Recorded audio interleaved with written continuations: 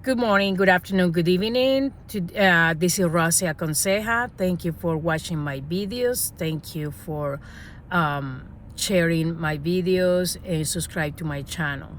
Today I'm going to talk about the difference between dating American person versus Latin woman or man. So while living in the United States for many years and through my own experiences and experiences from other people, the importance is to learn the other person better. Don't have expectations that because you have been dating many people, the next person is the same. And mostly when the culture, traits, and the way that they were raised is different. So, for example, if I'm a Latin woman, and I am, um, dating American guy is different. I cannot have expectations that he treats me or be tender or loving or caring right away like the Latin men. Latin men tend to be, or women tend to be more caring, loving, affectionate, kissing, hugging all the time in the beginning of the relationship. While American guys or girls, they are more shy, like they respect more your space, and they prefer to wait how the other person is before they show their affection or loving or caring. So it's a big difference. Also, for example, when they get sick, a Latin person, when they get sick, they expect that their partner take care of them, spoil them, bring them medicine, chicken soup, and checking on them all the time. While American people, because of their values and the way that they were raised, they prefer to save their space. Most of them, they prefer that when they are sick, to leave them alone, to leave them to heal by themselves. They don't want to be bothered. They don't want the presence of no one around because they feel like they don't want to see anyone. So you can see the big difference between Latin and American people, women or men, is because of the traits, the way that they were raised, the way that their families and society and friends told them how to react or how to do certain things. Also, for example, about money. If you are a Latin person and you mostly woman, if you are a Latin woman and you expect that the American guy pay everything for you in the beginning, they can be gentlemen, and they can pay for your things. But remember, if they are American guys, they are very independent, and they assume and they think because you have your own job, you have your own income, your own money, you're supposed to pay your things. While Latin men usually they pay for everything to the girl. And even if they want to go to do manicure, pedicure, do the hair, the personal care, usually Latin guy pay for it. Instead, American guys, they don't. Most of them. There are exceptions. There are guys that they pay for everything for the girl. But they assume that if you are responsible, an adult person, and you have your own money, you can afford and you can pay your own, taking care of your body, like a spa or like a whatever. They can treat you once in a while, like, okay, let's go and I'll pay you for the spa or going for I don't know, to do exercise or whatever. They can pay for those things, but not all the time like Latin woman, or Latin men, that they pay for your nails, for your hair, for your everything. So it's a very different situation. So please, guys out there, always ask what do you like, what you don't like in your daily lives, what you expect. Same with the food.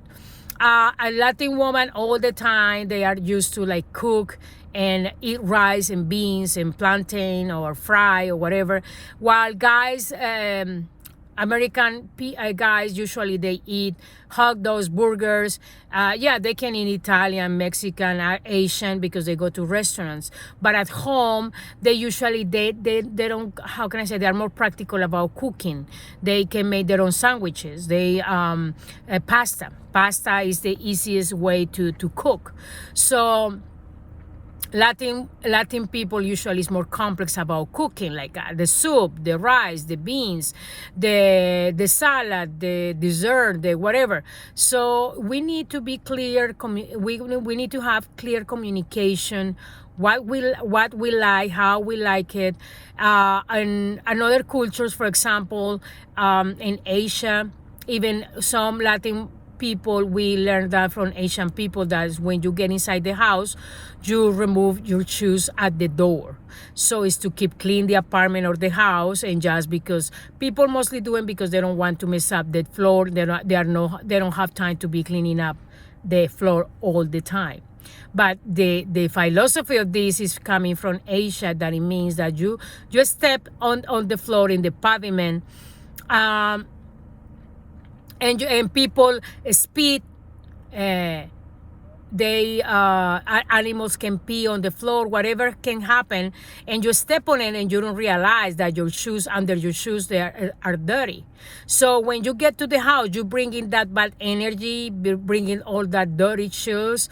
So that's why when we learn what is the reason of why we remove our shoes at the entrance of the house, so it's very important. And also we should teach, or we should let know our new partner what is our traits, what is our beliefs, what we like and we don't like when we are at home. So things like that, we need to explain what is the reason of why we do certain things, so the other person can understand better what is the situation.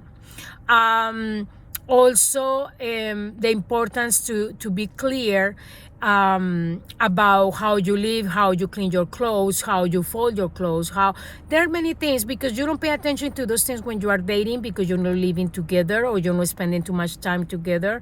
So just realize when you're going to move together to live, or someday you get married, before you get there, it's important to be clear about what you expect from the other person. What is your beliefs, what is your values, because for you as a Latin person, your values is respect, love, caring, compassion. But for American person, the values could be like your independence, like you don't expect me to do everything for you because you're an adult and responsible person. You're supposed to do your own thing, and I do my own thing. It's an example.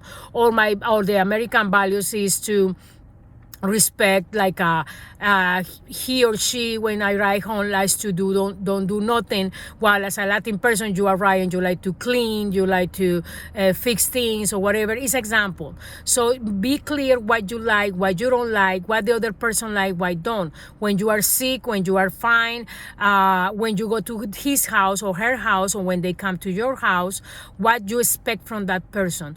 People are no mind readers, and they cannot be, because it's very stressful inside a new relationship to be guessing what they like. And some people, they are afraid to ask, oh, if I ask this, she's going to be mad, or if I ask that, he's going to be disappointed.